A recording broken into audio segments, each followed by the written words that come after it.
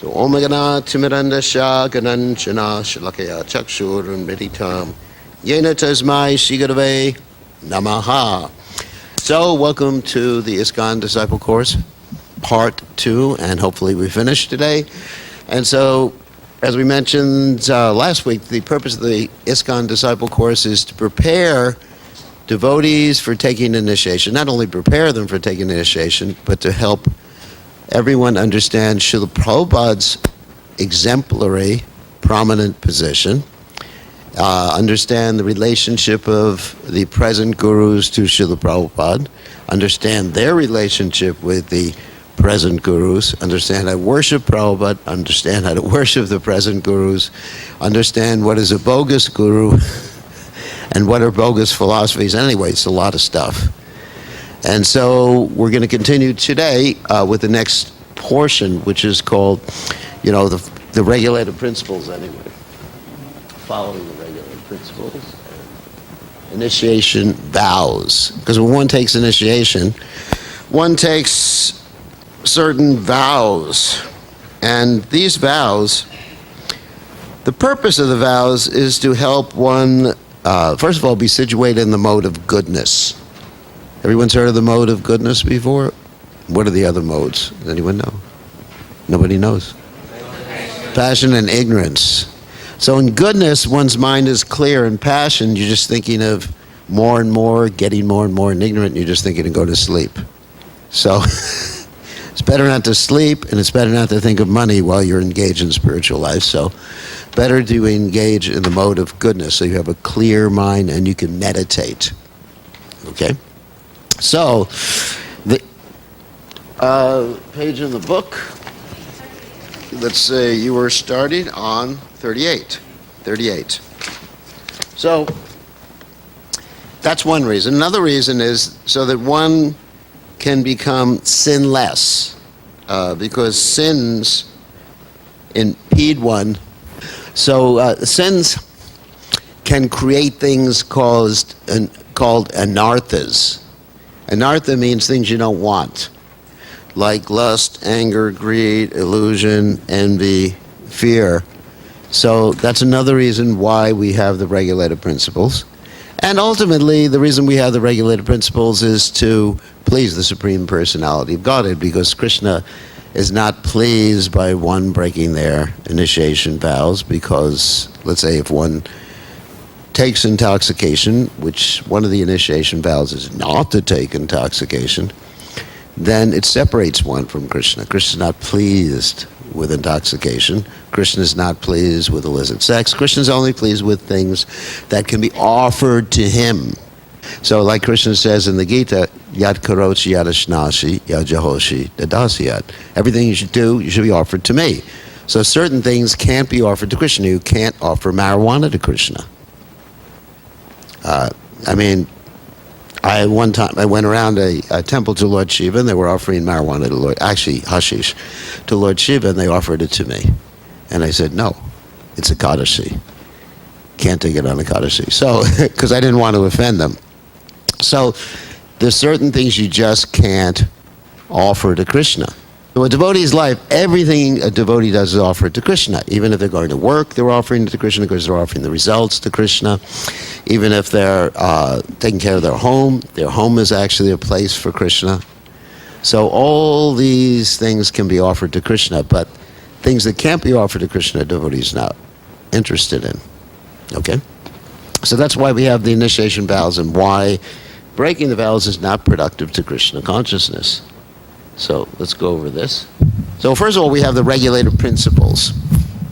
Now, for most of you from India, that's not a problem. But for people, actually even now in India, it's a problem. I'm sorry about that one. Because I know Dichyanath has tried to stop, the bars in UP. And there's been a lot of pushback from the public about that, isn't it? He doesn't want any bars within how many meters of a highway or something like that? Something like that, 100 meters of the highway. And everyone's upset. Oh no, how are we going to have fun? So many businesses are closed down. So, even in India, people are addicted to intoxication. Marijuana grows everywhere. on the sides of the road there. I'm not going to tell you where, but everywhere. So, anyway. And actually, Prabhupada said that marijuana that people take in the Western world, originally they learned it from India. So, many things have been imported. Many good things have been imported from India, such as the Pythagorean theory, which came from India, and many mathematical things. But some things not so good, like marijuana, came from India. So sometimes devotees think that any product that comes from India must be good. Well, some things are good, some things are not good. Anyway, so we have our regulative principles. And let's see, that's no meat eating. So there's a good reason for not eating meat, and we're going to go over all four of them. Daya, that means mercy. Because a devotee naturally understands that within each and every living entity there's a soul. And that soul experiences things just like you and I experience things. And even, let's say, a fish, which people in India call water vegetables, or Gangapal, the fruit of the Ganges,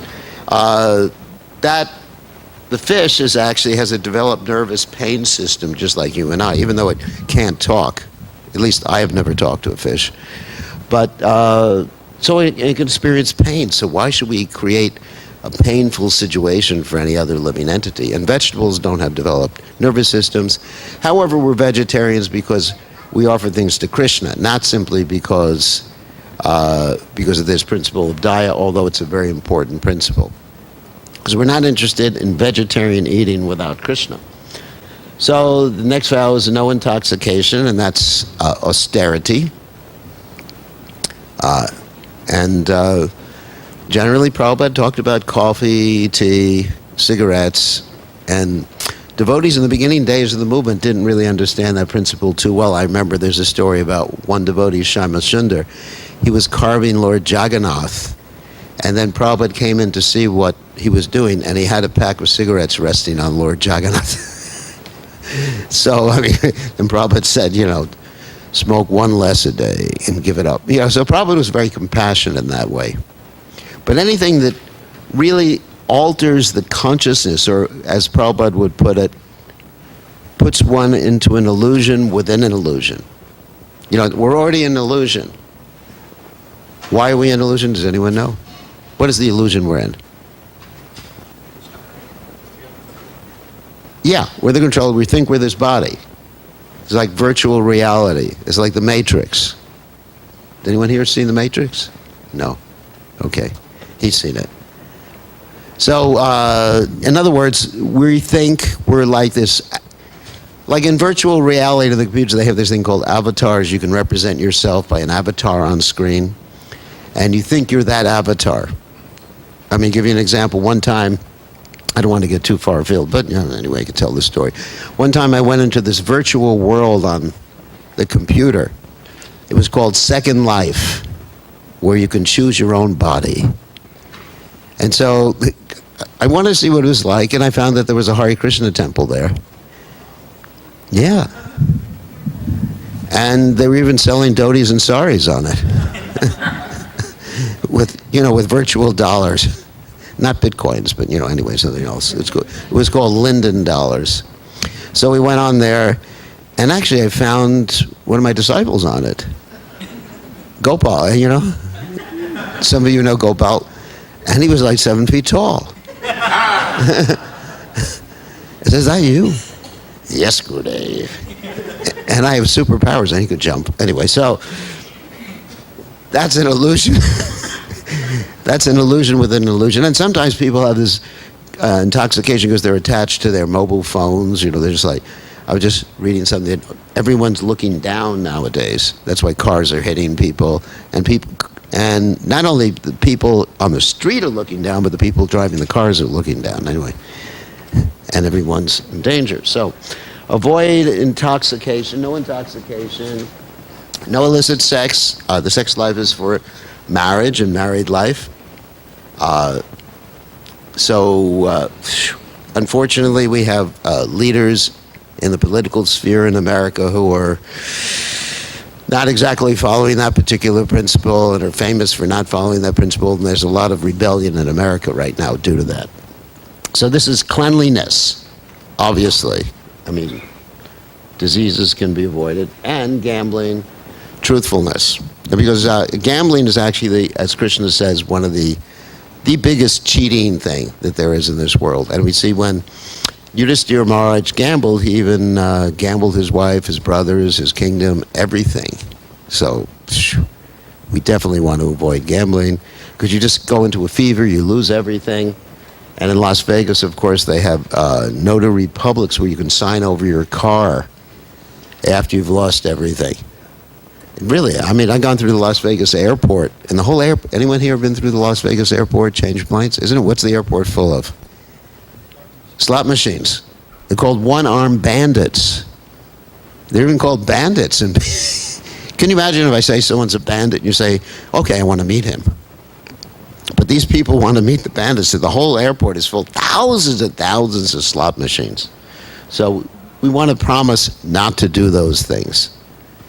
And that's pretty big. Actually, at the first initiation Prabhupada did, he told the devotees basically about the four regular principles at initiation, because he was just kick-starting the movement. So Prabhupada says about following initiation vows, says it's not very difficult to follow the four regular principles. These things should be stopped if you want to be serious. Otherwise, they make a farce and do whatever you like. I cannot give you protection. That is not possible. Now, one of the challenges in following the four regulated principles is the association one has. Like if you're associating with people who are not following the four regulated principles, then naturally you may be inclined after a while to do that. You really have to be careful. I mean, because even the meat eating, let's say meat eating, for example, we know it's sinful. But even one who transports the meat, who cooks the meat, who serves the meat, who kills the animal, any of these people who are connected with that, it's a very similar type of reaction. So I'll give you an example. The other day I was at my mother's 90th birthday, and it was at a restaurant, and they weren't serving vegetarian food. And so what happened is there was a buffet. You know what a buffet is? Everybody goes up to. So I was with my brother, myself, and my mother. That's the only people who are alive in my family right now. Anyway, that's what happens when you get older. People have a tendency to die. It's a bad habit, but so anyway, so what happened was that everybody walked up to the buffet, and my mother naturally picked things that were not so mentionable, because she's not a vegetarian yet. And I told my brother, I said, I cannot carry the plate back for her, because she's 90, obviously. So you do it.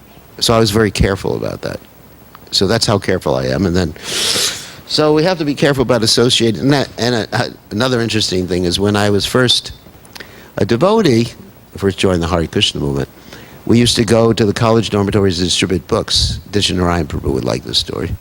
So we go into the different rooms in the dormitories, sneak in, because we didn't want to get caught by the resident assistant, the person who monitored the halls. And the rooms were invariably filled with smoke. I don't know if it's like that today. Probably not. Probably they follow the four regulated principles in the universities now. So the rooms were filled with smoke, marijuana smoke. So we had to hold our breath, because if you breathed in the air, you'd be taking intoxication. It was so bad. So practically had to go in with Aqualung, one of the, to visit them. So one has to be careful of their association. That's a challenge when following the initiation vows. People have habits from before. I know sometimes tea is really difficult. I mean, I was dealing with one gentleman from Gujarat, and he's chanting 16 rounds for so many years, and really dedicated, reading all Prabhupada's books. We can't give up tea. Wow. And it reminds me of the story when Prabhupada said to his wife, because his wife had taken his Bhagavatams and sold them for tea biscuits. So Prabhupada said to his wife, you have to choose between tea or me. And she said, I'd rather have tea than you. So I mean, what happened is the British deliberately addicted people in India to tea. First of all, they gave tea away for free. You may not know this, but it was free in the beginning. And everyone's thinking, wow, free, because anything is free, people like. And then after a while, you get addicted. It's like drug dealers on the street corner, you know, they'll give you their, whatever, heroin or cocaine or whatever for free. And you're thinking, wow, how merciful they are. So kind. And so the British were the original drug dealers. And so they got people addicted to tea. And, you know, tea is addictive. I mean, caffeine is addictive. I mean, I was never addicted to tea, but I could tell you like another story about my mother. She was addicted to coffee. Not anymore. She doesn't take it. But every morning, if she hadn't taken her coffee, there was shaking and anger. And I would just have to go. This was when I was a kid. I had to go to her and say, you should drink your coffee, Mom. Because, you know, I was scared. After she drank the coffee, it's just kind and gentle and everything like that. So that's a sign. The sign of addiction is you can't live without it. And it's not like breathing or drinking water or anything like that. That's a sign. When you have something like that you can't live without, that it's not one of the bare essentials of life, you're addicted. So, we get addicted to a lot of things, food addictions and sugar addictions and things like that. But particularly the initiation vows, we're not asking people to vow not to take sugar. That would be too hard. But at least no coffee, tea, cigarettes, stuff like that. So Prabhupada said, so if you must have to follow these rules and regulations. If you were serious, then take initiation. Otherwise, don't make farce. Don't make farce. That is my request. So the way one can develop the determination to follow these rules and regulations, and they may be difficult for some people they may not be, is to have some goal in mind, some determination, some sankalpa. You know, what is it? What is the purpose? What is the why of your life? You know, what are you trying to achieve? I mean, maybe you need to write that down. And if the why of your life is to be Krishna conscious, help my family become Krishna conscious, then naturally everything falls in line. But if you're just following the rules and regulations because they're do nots, or as Prabhupada said, donuts. You know, a donut?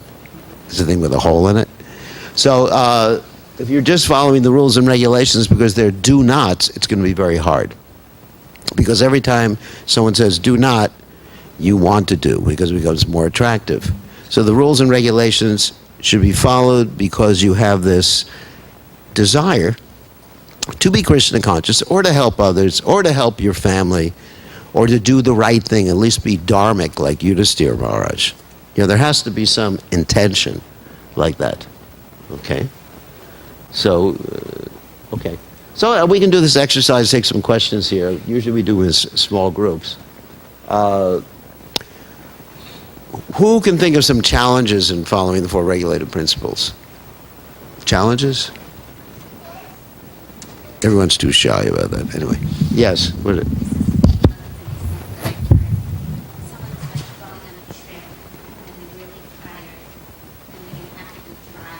Yeah. That's an interesting one. Well, then they should just take, what is that drink called again?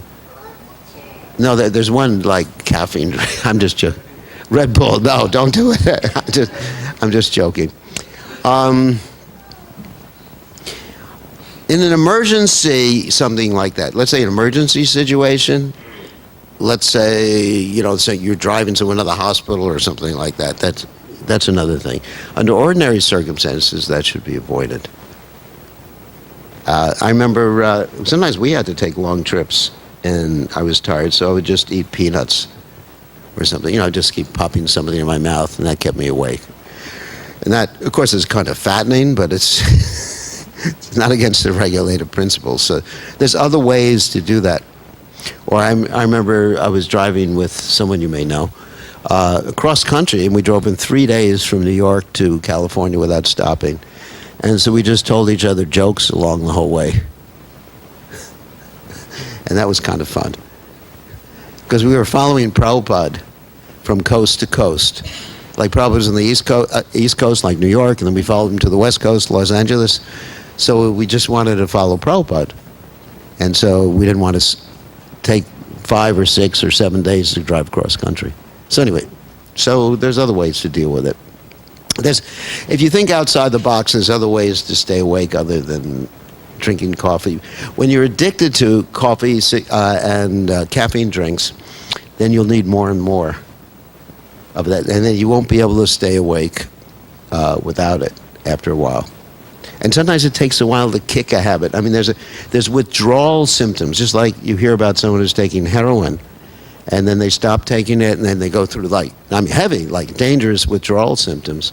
The same thing with, it's not as heavy or dangerous with caffeine, but I've heard of people really going through intense periods, like sweating, and all sorts of problems, and anger problems. So it can get a little heavy. So maybe you want to send someone to an Ayurvedic clinic in South India to detox for a while, or at least leave your home while they're detoxing. So, any other challenges that we have with coffee, tea, cigarettes? Yeah. Okay. Yeah. So what actually falls in gambling is sometimes difficult to judge what is gamble, what is not. You're talking about the stock market? Yeah. So it depends. If one is investing, that's not gambling. Like if you're investing, you have some knowledge that, IBM is going to split 2 for 1 next week. Some inside information, which is illegal. Anyways, but if you have some, what's that? Okay. So what constitutes, the question is what constitutes gambling? And, I sort of guess that it was like investments and things like that, speculative investments. It's a fine line. Whether, people talk about Bitcoin, for example. And I generally advise people not to do it because it's going to go up, it's going to go down, and I've seen people lose a lot of money. I remember years ago, devotees were thinking that investing in the Forex market, they had this whole scheme, how to make money. Forex means foreign exchange. And in Europe, there were a lot of devotees, nobody here. And there was literally about 400,000 euros lost by the devotees. They could have been used in Krishna's service, or, and they mortgaged their houses. I would say before one makes an investment in anything, there should be some calculation of the risk based on intelligence. I mean, I've seen people invest even in building projects that were speculative, that I wouldn't say this gambling, but it's not intelligent. In Serbia, for example, they invested in this whole community outside of it wasn't Serbia, it was Bosnia. And they had asked the devotees to mortgage their apartments. And so many devotees lost hundreds of thousands of euros that way too. So I think everything should be done with intelligence. I wouldn't say investment is ever gambling, but I would be careful about investments, because you don't get something for nothing. That's the way I look at it. You just don't get something for nothing. You got to put in hard work, and otherwise, let's say if you win the lottery or something like that, usually because the activity is adharmic, and I've seen this. The person's lives get destroyed afterwards. First of all, everybody becomes their friend. If you win the lottery, it's all over the newspaper, and everybody's saying, wow, Adi Davis won the lottery. And then he finds out his friend. I go to him and say, I'm your guru, don't you love me? Our relationship becomes very close. So I think it sort of pollutes the mind, something very quickly like that. And when you work hard for something, you actually appreciate. I mean, just like we built up the temple here after all these years, and now we have to renovate and everything. But it's been a struggle, and actually I appreciate it's been a struggle because it's taught me the value of money, the value of hard work and everything like that. And that lesson is more valuable than money itself is. So we have to think how it affects the consciousness too. So I can't give like a definitive answer to your question. It's a question of consciousness, it's a question of intelligence when you're doing something. And the main thing is not to engage in speculative, like rolling the dice, so to speak. You know, heads I win, tails you lose. You got that? You didn't understand that. In other words, I win either case. So anyway, so any other questions about challenges? Yes. The job which we do as like we had in animal community research was, so how should that be? Then you may have to do that for your job. You're not going to eat it, are you? So, I mean, as far as possible, that should be minimized, but sometimes for research, I'm not advocating it, but sometimes if one has a job, one is in a certain situation, what can you do? This should be minimized insofar as possible. Like, generally, we shouldn't be using leather goods or leather shoes, stuff like that, because it's a product of violence. And in America, we have so many synthetic materials like that. So, but as far as eating, no eating meat, fish, or eggs, and minimizing the violence towards other living entities. I mean, there's always violence. For example, you start your car, and there's so many microbes in the air that get killed instantly incinerated.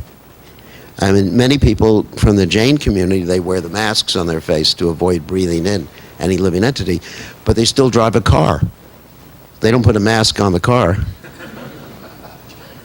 The car is breathing more than I am, right? Isn't it the intake, the air intake? And so many living entities get incinerated, like billions and trillions each second when you're driving a car.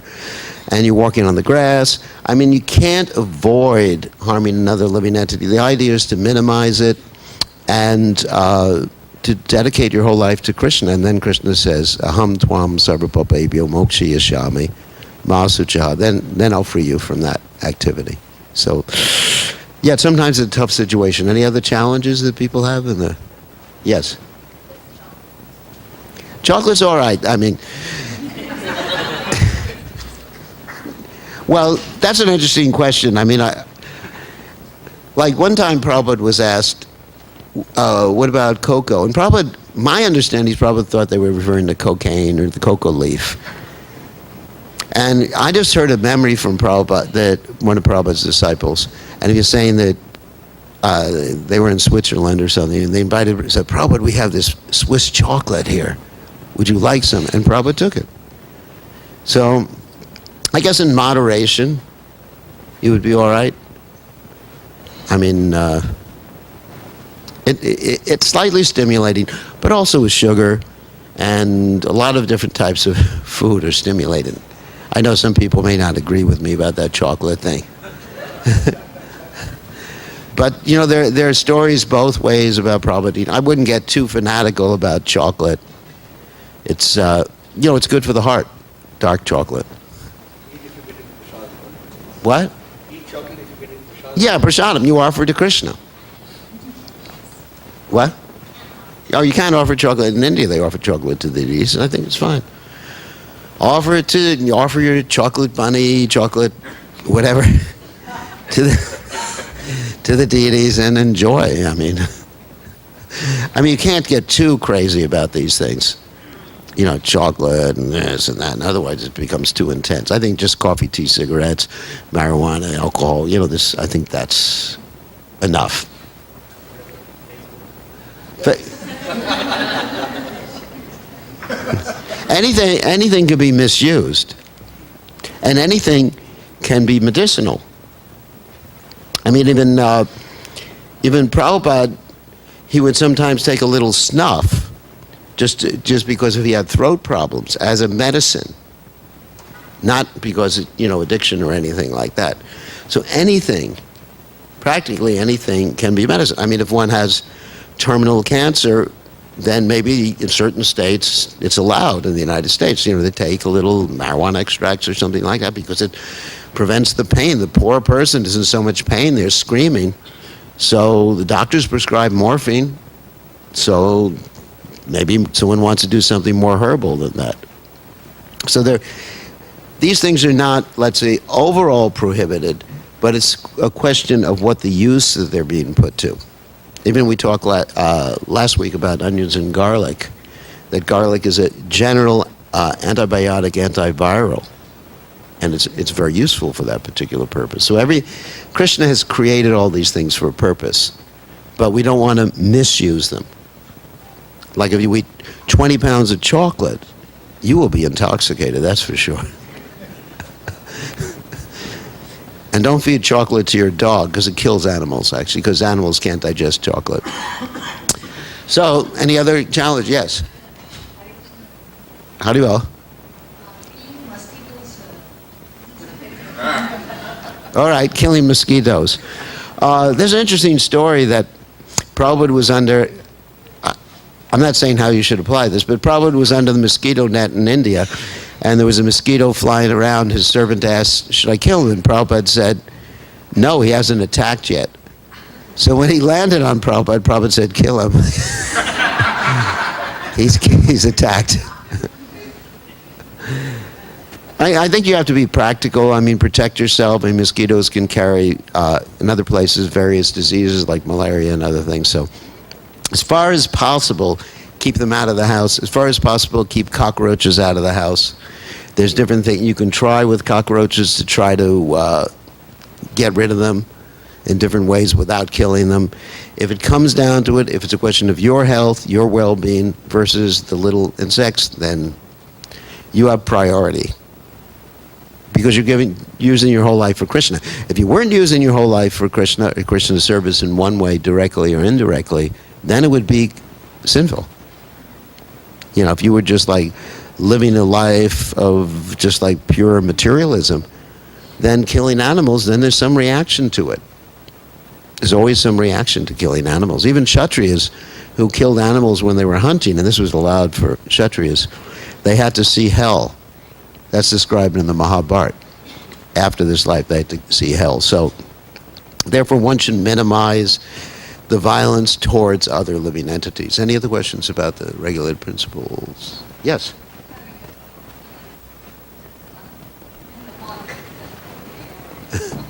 Herbal tea is nice.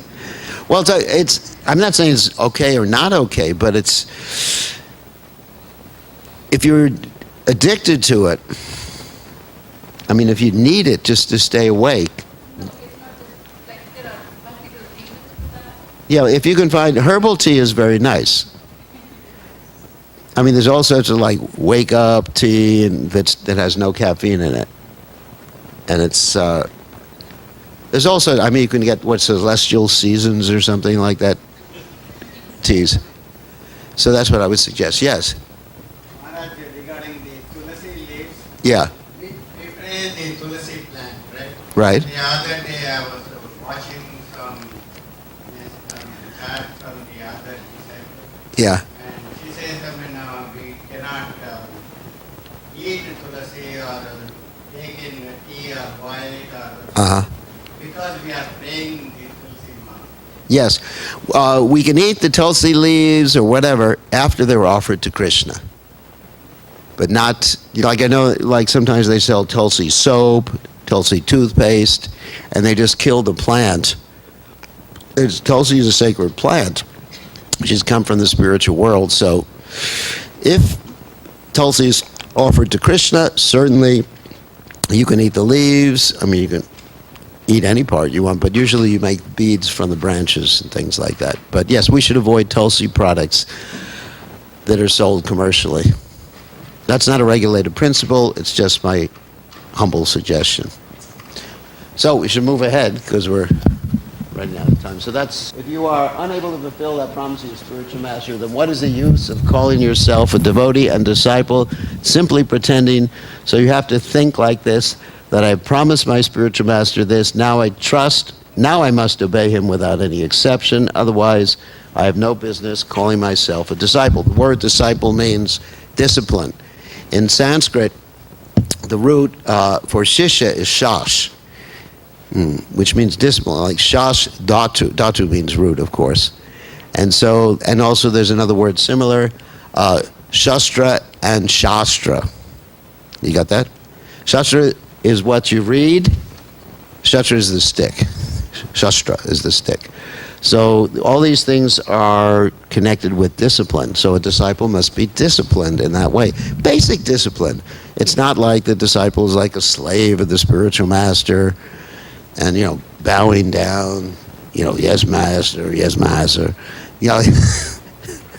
But the, discipline as far as these principles and dedicating one's life to Krishna. There's no blind following.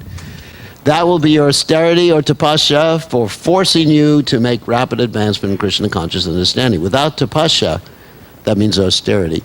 There is no question of making advancement, but if you want to call yourself devotee and serve Krishna in that capacity, then you must avoid these four basic principle restrictions under all circumstances without any exception. Of course, once, twice, Krishna may excuse, but that is not very difficult. But more than that, it will become very difficult for Krishna to excuse you, and there is great risk that everything will be lost despite all your time and effort spent. So in other words, Krishna is kind that one slips, once or twice. Prabhupada compared it to the American game of baseball, 3 strikes and you're out. So Krishna's very kind. It's not, of course, being lost doesn't mean you lose whatever service you did. Krishna in the Gita says, in this endeavor, swalpamapyasya dharmasya trayate mahatobayat. In this endeavor, there's no loss or diminution. So whatever advancement you make in this lifetime, you take up in the next lifetime. But that may keep you in this lifetime from reaching perfection. And then you have to take another birth. And taking a birth is not very pleasant. What do you think, Ayush? No, he agrees. He remembers. He was in the womb. You remember being in the womb of your mother? No. Anyway, so you're 9 months all scrunched up, and everything your mother eats, including chili peppers, it affects you, and you'd start, oh no, get me out of here. And then finally you get out after 9 months, and everyone starts paying attention to you and think you're the greatest thing that ever appeared on earth. And you forget about the miseries of the material energy. That's what Bhaktivinoda Thakur says. You think, oh, this is the life. Until you have a brother or sister that's born after you, then you're no longer the center of attention anymore. That was my frustration when I was young. For 3 years, I was God. Then I became a non-entity after 3 years.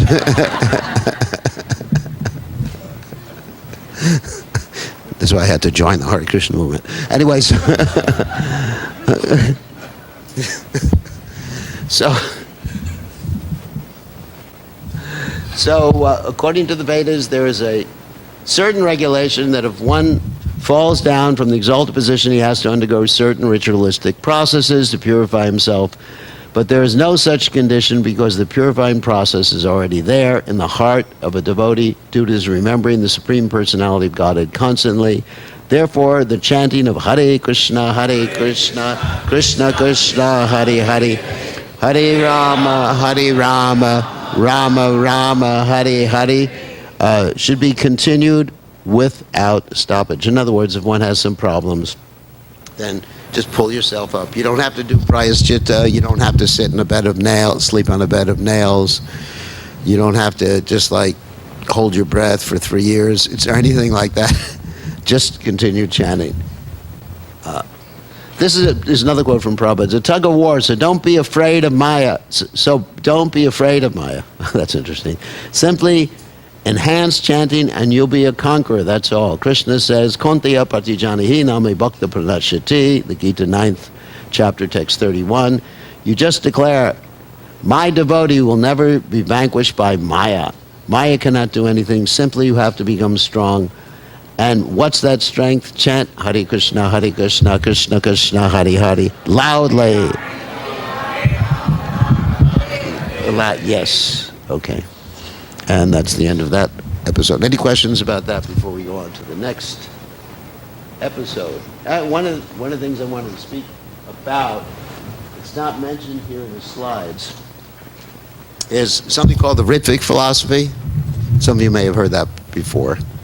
So, after Prabhupada left the planet, when Prabhupada was getting ready to leave the planet, let's go back a little bit, he appointed certain devotees while he was on the planet to accept disciples on his behalf. That's called Ritvik. The word Ritvik means initiating priest. In other words, someone who sits at the fire sacrifice, throws the grains, and does the little spoon thing with the ghee. That's a Ritvik. So Prabhupada appointed certain people because Prabhupada was not able to answer all the letters, and he said, you do it, you chant on the beads for this particular person. But then Prabhupada said that after he goes, then his disciples who were qualified could become gurus on their own, if they were qualified. And Prabhupada indicated, and this is quite interesting, he wanted all of his devotees, that means men and women, to eventually become gurus who are qualified. I mean, people who were following strictly, knew the philosophy, good examples, like all the qualities we mentioned in the previous class about being a guru. And so what happened is that many people couldn't, and you can understand practically, couldn't face the fact that Prabhupada had left the planet. It was quite traumatic. When Prabhupada left the planet, 1977, I mean, practically everybody was crying for days and days. I mean, we didn't know what to do. And so the whole idea of having other gurus in the Hare Krishna movement was just like, incredible, because we wouldn't accept it. It was very hard for anybody to accept, including myself, because Prabhupada was everything. When Prabhupada wrote a letter to a temple, everybody in the whole temple would sit down and read the letter. Wow, what does Prabhupada say? What should we do? Okay, let's do it. Let's go on Sankirtan. Aditya would have loved it. So they said, close the temple all day long. They send everybody out. Edibo! So anyway, so we don't have that now. Sorry, Aditya. So anyway, it was a certain mood in ISKCON. So then all of a sudden, Prabhupada leaves, and what's going to happen? And so some people stuck with the idea that, Prabhupada should continue initiating after he leaves. And the problem with that, and that's one of the questions on the test, just so you know, there's several problems with that. One is that is a complete change or deviation from the teachings of our whole sampradaya. That's a big problem. And Prabhupada, as a representative of the sampradaya, doesn't, a representative doesn't have the right to change the basic teachings. It's just not. Because Prabhupada's authority is based on the Shastra, Guru, Shastra, and Sadhu, these three different things. The Guru, the Shastra, and the Sadhus, the other saintly persons. So there's certain leeway you have in presenting Krishna consciousness. Like Prabhupada couldn't make a different mantra. Instead of chanting Hare Krishna, we'll chant I can't think of anything right now.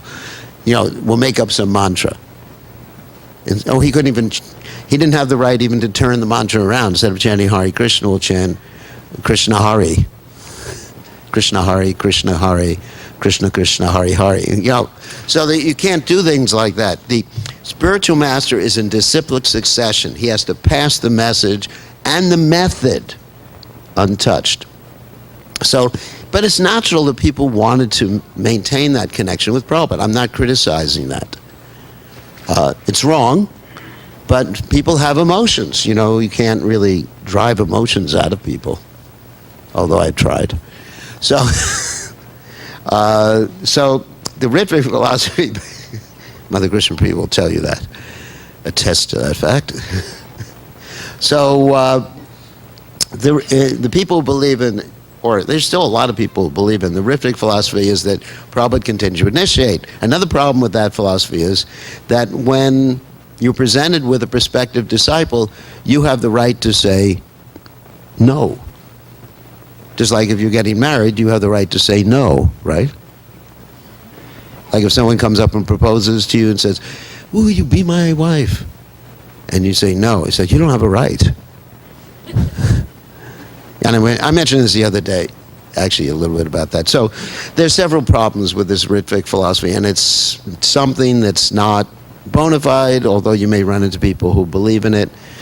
Prabhupada, and another problem with the Ritvic philosophy is that why accept initiation from Prabhupada? That way you could accept initiation from Lord Brahma, from Narada Muni, from Krishna himself, Lord Vishnu, any incarnation you want, Matsya, Kurma, Nrsimha, pick your incarnation, Anyway, so that's some of the things you'll be tested on.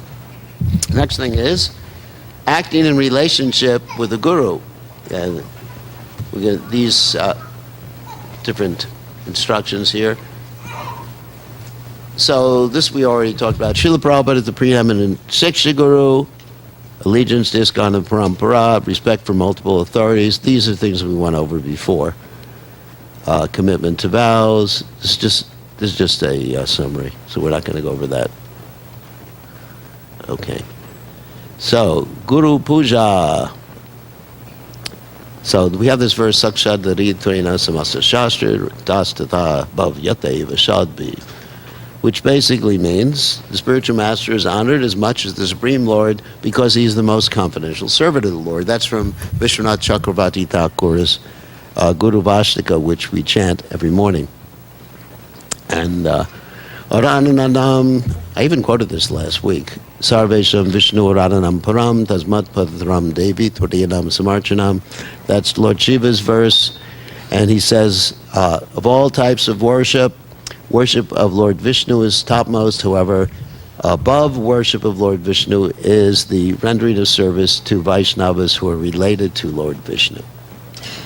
So, is Prabhupada's statement from an arrival. This Guru Puj, which we are doing, it is not self-aggrandizement. It's not like that Prabhupada is just enjoying this. It is real teaching. You sing daily, what is that? Guru Mukha Padma Bhakya Chitete Kodiyakya Bas. This is translation. I'll tell you frankly, whatever little success there is in the Krishna conscious movement, I simply believe what was spoken by my Guru Maharaj. You also continue that, then every success will come. Srila Prabhupada insisted upon a Guru Puja for himself every day. And that's actually the first in the history of Vaishnavism, as far as I know, he's the first Acharya to do that. Because with Srila Bhakti Siddhanta Saraswati Thakur, there was a Guru Puja, not even once a year in the beginning. Thank you. It's not wine or anything, it's just... Okay. With Srila Bhakti Siddhanta Saraswati Thakur, the first few years he was a guru, he didn't take Guru Puja. He took it after the preaching really started to get rolling. And that was once a year. So Prabhupada did this not because he wanted to be worshipped or anything like that, but he wanted to establish his position as the founder of Acharya ISKCON, which we talked about last week. How important it is in people's minds. It's to cement his position in people's minds. It's very important, as we mentioned, to establish a relationship with Prabhupada. Now, one thing I did this week is I took all the Prabhupada memory videos and digitized them into MP3s. And I can give that to Aditya Narayan Prabhu. So I distribute that, or I can put it on my on the cloud for everybody to download, whatever is easier. That might be easier. And so now they're all audio files, all the Prabhupada memory series. And you find that when you listen to them, you actually develop a relationship with Prabhupada. Because we talk about that over and over again, developing a relationship with Prabhupada. Unless you understand what Prabhupada did, his interactions with people, and from other people, it's very hard to do that. I mean, for me, it's easy because I was there with Prabhupada. But if you really want to be there, then you hear from about their interaction with Prabhupada. So I've done that over this last week. It's about 60 some odd memory DVDs. Each one is about an hour or two. So you got a lot of hours to listen to, and you're welcome. Anyway, I guess putting it on the cloud would be the best way. Yeah, so you're welcome. So you can develop a relationship with Prabhupada and really appreciate him. There's one story I'll tell in class. Not now, but I'll tell in class when we got everybody here about Prabhupada's mercy that I heard this week from in this series from Indradunya Maharaj. It's about someone who I never thought would become a devotee, and by coming in contact with Prabhupada, he became a devotee and went back to Godhead. Anyways, that's another story. We'll wait for a while. So, formal worship of ISKCON gurus. We perform Arti and Prabhupada every day for Prabhupada. And while performing Arti for the deities, the devotee takes a picture of his guru and puts it, on a table close to whatever he's doing the Arti. And then when he's finished, takes it off the altar. That doesn't mean we have anything against the personality, but we want to have unified society. What happened in Prabhupada's Spiritual Masters Society, the Gaudiya Mouth, they actually started fighting based upon their gurus. This was in India, not in America. So one disciple would chant the pranam mantra for his guru during the Arti, and another one wanted to chant his guru's pranam mantra, and they actually had fisticuffs right in front of the altar. So, that's extreme, but we don't want party spirit. We all want to be one happy family. Not my guru. We're all working under Prabhupada, and our relationship with our particular guru is something that's our relationship. Like your relationship with your wife, your children. And of course, you shouldn't make it public unless you go on Facebook. But now it's completely public. It's really weird. It's really weird. When I was young, nobody talked about the relationship with their wife or their children, broadcast on TV or anything like that. But now you can go on anyone's Facebook page and say, here's me with my wife swimming, And so what are you putting a picture of your wife in a bathing suit on the internet? This is ridiculous. Isn't it? People do stupid things like that. Everything's become so public. But really, with close relationships, it should be something that's in the heart. Like Prabhupada was asked one time, do you ever feel great separation from your spiritual master? And Prabhupada replied, that question you don't need to ask. In other words, it's none of your business. It's a personal relationship. So our relationship with our guru, is a personal relationship, and that keeps the society together too. And Prabhupada is in the center of our society, and that will satisfy all the gurus and satisfy Prabhupada. Because I can tell you, what satisfies me the most is when people are serving Prabhupada. I don't care whether people are serving me or not. I want them to serve Prabhupada and Prabhupada's mission. So in order to do that, you keep the picture of the guru should be smaller, like 0.5 millimeter high. No, I'm just joking.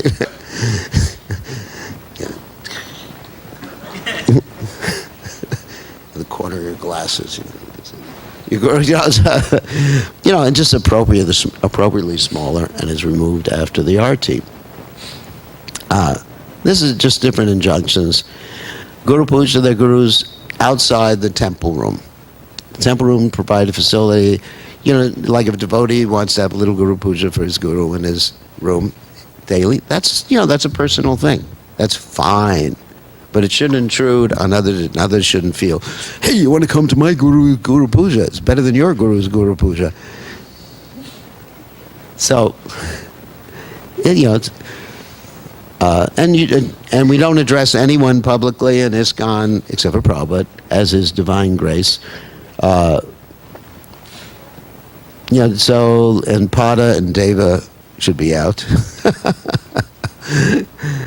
Because I'll tell you what happened. There's a whole history behind this. When Prabhupada left, when people started to accept disciples, including me, anyway, everyone had to get a Pada or a Deva name. The second part of the name, the suffix. So there was Krishna Pada, Sankirtan Pada, Temple Pada, whatever Pada. Vishnu Pada, Pada Pada. So it was just like competition of who had the best pada name. So therefore, basically everyone, the disciples can call the guru anything as long as it's respectful. So, but that's in private. But publicly, the guru should be called so-and-so Maharaj, so-and-so Prabhu, whatever, publicly. Or my Guru Maharaj. These are generic terms. Generic terms like Gurudev, Guru Maharaj, like that. These are all generic terms. So this is a proper thing, but that's what's mentioned here. But not that we have a pod competition. I mean, it got ridiculous. I forgot, what was my pod name? Oh, Sripad. That's right. ISKCON centers celebrate Prabhupada's Vyasa Puja ceremony as the preeminent Vyasa Puja ceremonies. And everyone is requested, not required, to write an offering for Srila Prabhupada's or speak an offering for Srila Prabhupada's Vyasa Puja or Tirobhava. Tirobhava means disappearance day. And we want to focus on Srila Prabhupada. The Siksha or Diksha Gurus can accept a public Guru Pujan person once a year on ISKCON property on his or her Vyasa Puja day. So it's not that you can have 10 Vyasa Pujas on ISKCON property every year. It's just one Vyasa Puja on ISKCON property. I mean, you can, someone's house later on, you can have some people make offerings and tell them how much they love you or something. But otherwise, and that celebration can be held in the temple room. And it should be in a more modest way than Srila Prabhupada's Vyasa Puja or Tirobhava ceremony. And it used to be much more opulent. I mean, we're dressing like excesses that occurred to keep Prabhupada in the center. In general, devotees shall observe Vyasa Puja celebrations in their own locales, and ISKCON Vyasa Puja books may be published only for Srila Prabhupada. We can have a book, like an online book of appreciations for a particular guru, but not like thousands or tens of thousands of copies, and then you go on Sankirtan, you're distributing the Vyasa Puja books of your spiritual master. Expressing appreciation is nice, but we don't want to obscure Srila Prabhupada's position. Prabhupada said, herein lies the secret of Vyasa Puja. When we meditate on the transcendental pastimes of the Absolute Godhead, we are proud to feel that we are his eternal servitors and become jubilant and dance with joy. All glories to my spiritual master, for it is he who out of his cause unceasing flow of mercy stirred up within us such a movement of eternal existence. Let us bow down to his lotus feet. And so, Ye me bhakta jana parta, that's Krishna speaking. Na me bhaktas cha te jana bhaktanam cha ye bhaktas tat me bhakta tamamataha. One who says, those who are my direct devotees are actually not my devotees. Sometimes translated, those who say they're my devotees are not my devotees, but those who are devotees of my servant are factually my devotees. So any questions about that? What time are you taking a break? 2:15. Okay, so we got time. Any questions before we go ahead to the next? Questions? Yeah, you can ask a question. So, I was talking about that, one should not be talking about the relationship one has with Guru. Yeah. But sometimes we, amongst our God brothers, God sisters, talk about our experiences. Yes, that's fine. That's fine. That's okay. Yeah, and with others too. There's no problem with, let's say, glorifying a Vaishnava publicly or however. I mean, we don't want to just go overboard and say you can't say any nice things about people who are gurus publicly. But it's the mood.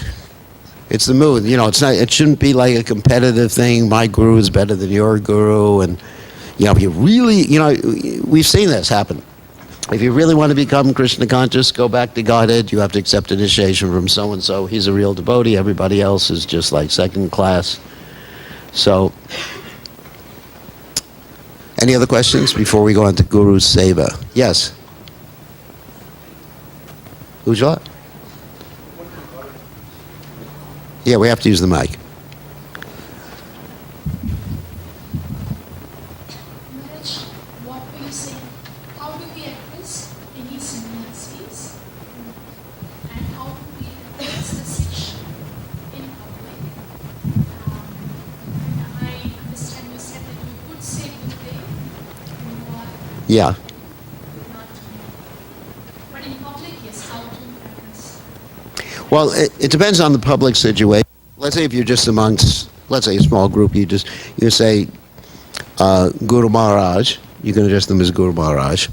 But if you're doing it, let's say an advertisement for a big program, you shouldn't say, Guru Dev, Tri Dandi, Om Vishnu Pad, Paramahansa, Krishna Pad. Yeah, whatever. You have to be, it requires some discrimination. But I think there's no problem. Let's say if I was giving a class and one of my, like even here, one of my disciples would say, oh, Guru Maharaj, this. That's all right. And as long as it's not a pod name. Say, oh, Shripad.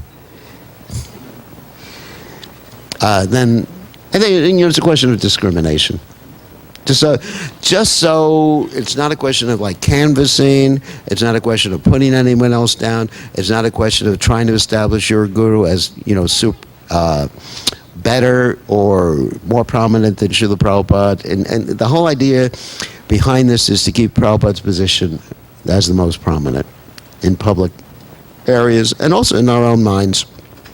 But also you can't legislate in the individual disciples' minds and hearts.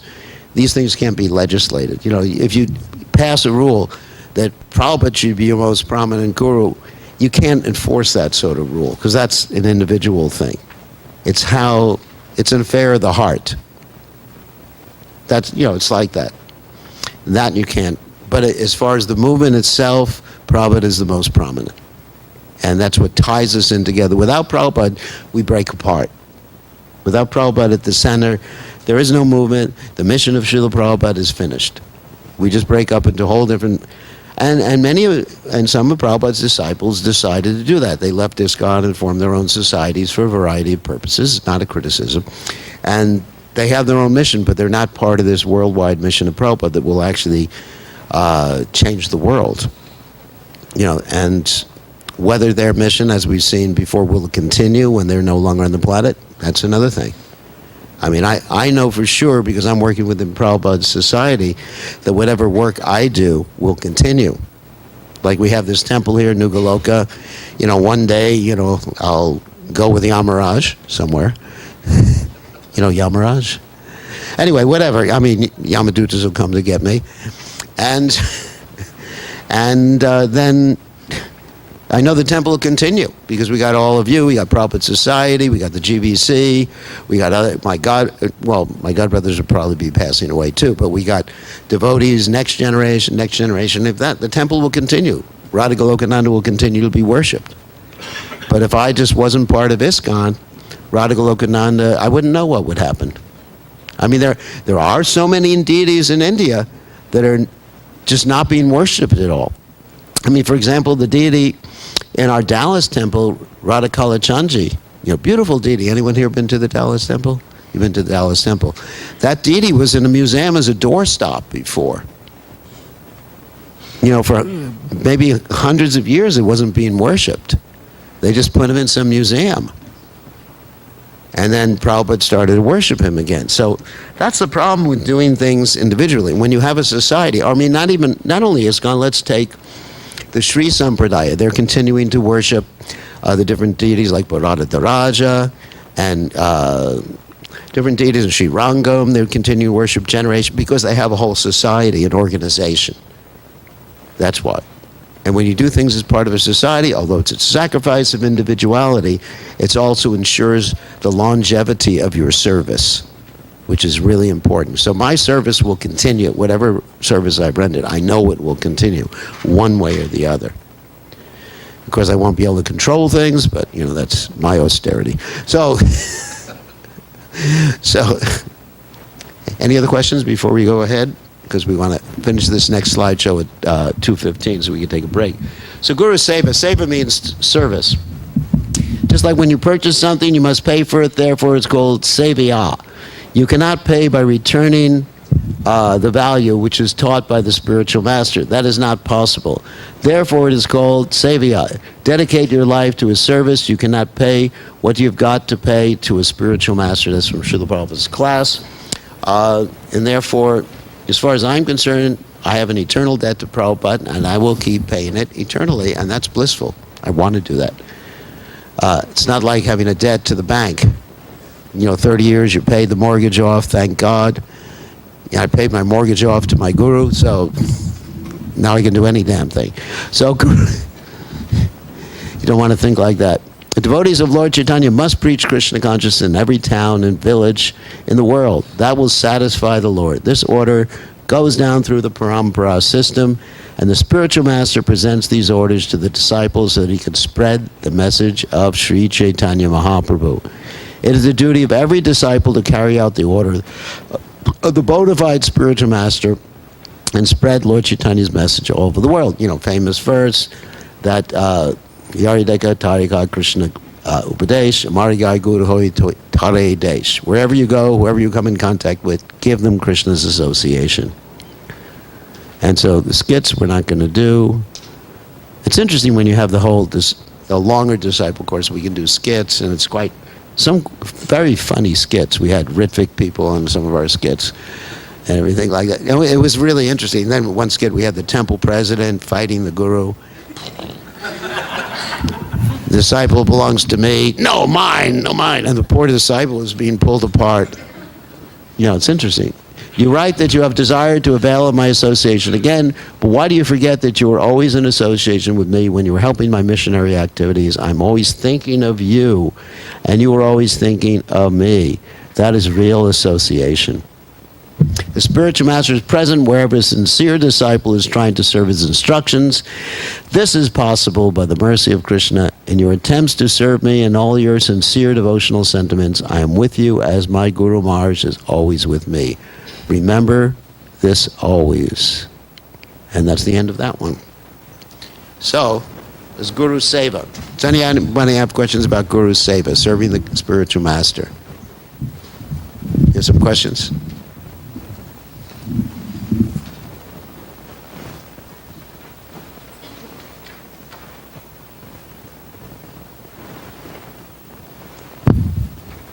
Yeah? No questions?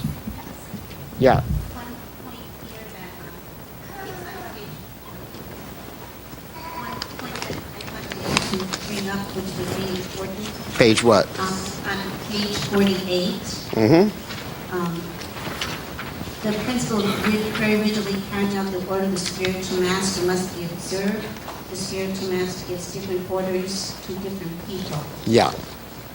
For example, Sri Chaitanya Mahaprabhu ordered Jiva Goswami, Rupa Goswami, and Sanatana Goswami to preach, and he ordered Radhanath Das Goswami to strictly follow the rules and regulations of the announced order.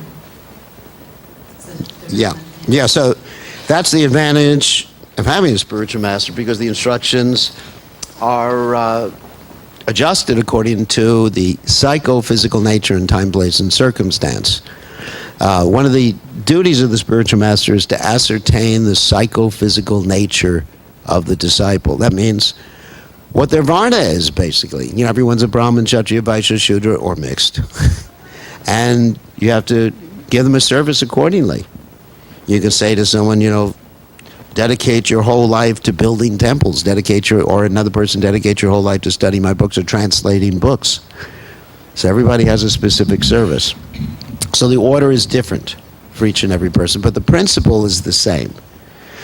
The principle is that the spiritual master is acting as a mouthpiece of the Supreme Personality of Godhead, and you also have a right to ask the spiritual master, let's say, what is the purpose of that particular instruction, or I would rather do this. You have a right to do that. I would rather chant or go on Sankirtan or something like that rather than do some other thing. And the spiritual master is flexible. He's facilitating your spiritual life like that. So, any other questions about that? Haribao. Can Siksha Guru deliver the disciples from... Yes. Siksha Guru can deliver it like Prabhupada can deliver all of us. And even if you're not initiated by Prabhupada, your primary guru may be Prabhupada. Primary guru is the guru who saves you. And that's not necessarily the Diksha Guru. And you see in the case of our Sampradaya, many of the links, and I touched upon this last week, many of the links are Siksha links, like between Vishwanath Chakravarti Thakur and Baladev Vijayabhushan, between Bhaktivinoda Thakur and his spiritual master, Jagannath Das Babaji Maharaj. This is the Siksha link. So, no, it doesn't have to be Diksha to deliver. But Diksha is required because it's part of the process of Krishna consciousness. But one can be saved. Yeah, one can take Siksha from any member of our disciplic succession. Of course, understanding that Prabhupada is presenting by the mercy of Prabhupada, we're getting that mercy. I mean, and after we've read Prabhupada's books substantially, then Prabhupada did recommend that we can read some of the books of the previous acharyas, particularly Prabhupada, like the books of Bhaktivinoda Thakur, the Jaiva Dharma, and the Chaitanya Shikshamrita. So, or we can take Shiksha from people who are here today. You know, we can have many Shiksha gurus. But it shouldn't come to the point of like shopping around for someone who agrees with me. That's the point. That, you know, my Siksha guru says, oh, you should do this. You should read a half hour a day or whatever. And then says, well, I don't like that so much. Let me find out from someone else. Do I have to read? And another Siksha guru says, no, just do deity worship all day long. I like you better. Okay. And then the next time you accept the other Siksha guru is more prominent because he says something you like more than that one. So you really have to be careful about not violating Vaishnava etiquette when dealing with Siksha. And also, the Diksha Guru gives permission to accept instruction from Siksha Guru. So that there's etiquette there. So, Rishikesh, you have a question? Just wanted to understand, is it okay to get Siksha from a genuine devotee outside ISKCON? And not connected to Prabhupada? Yeah, like from other sampradayas. Other sampradayas? Yeah, I mean, if what they're saying, well, we have to connect it with Prabhupada. We connect it with Prabhupada's teachings. And sometimes you're going to find some conflicts there. So Prabhupada said it could cause confusion because the presentation of a particular sampradaya may be different from the external viewpoint from another presentation of another sampradaya, and it may cause confusion in the minds of a neophyte disciple. Neophyte means basically, in this context, someone who's not seen Krishna yet. Now, if someone is advanced, they can reconcile all these things very easily. The teaching in the Marka Sampradaya, the teachings Sri Sampradaya, you can reconcile all especially the Siddhanta. If you're just seeing things on the surface, then you may have a tendency to find fault. And we saw that happen with some devotees who became expert in Sanskrit. They even began to criticize Prabhupada. Even one of Prabhupada's assistants, anyway, his name was Nitai, Prabhupada said he had become a snake because he had become too intelligent. You know, he was criticizing the Sampradaya, basically. And he heard offenses against Prabhupada that were spoken by something called the anti-party. I'm not going to get into the details what that is. But people who were opposed to Bhaktisiddhanta Saraswati Thakur. And to this day, he's going on the internet and offending Prabhupada. So one has to be very careful of this. I mean, we have our path, and it's not that we're not to cry other people or criticize other people. I regularly associate with members of different sampradayas. I have spent a lot of time in Srirangam before, and we have the Srirangam priests come and help with our temple in Tirupati. They even did the whole installation there. So we have a lot of interaction with different sampradayas, but one has to be careful philosophically, unless one is very advanced, to reconcile these differences, because there are external differences. Like Prabhupada said, transcendental disagreement that we won't understand but will cause us confusion. It's transcendental disagreement. Is that necessary? So I think we have to. Is it time to take a break or? Okay, so let's take a break for how many minutes? 15-minute break. All glories to Srila Prabhupada.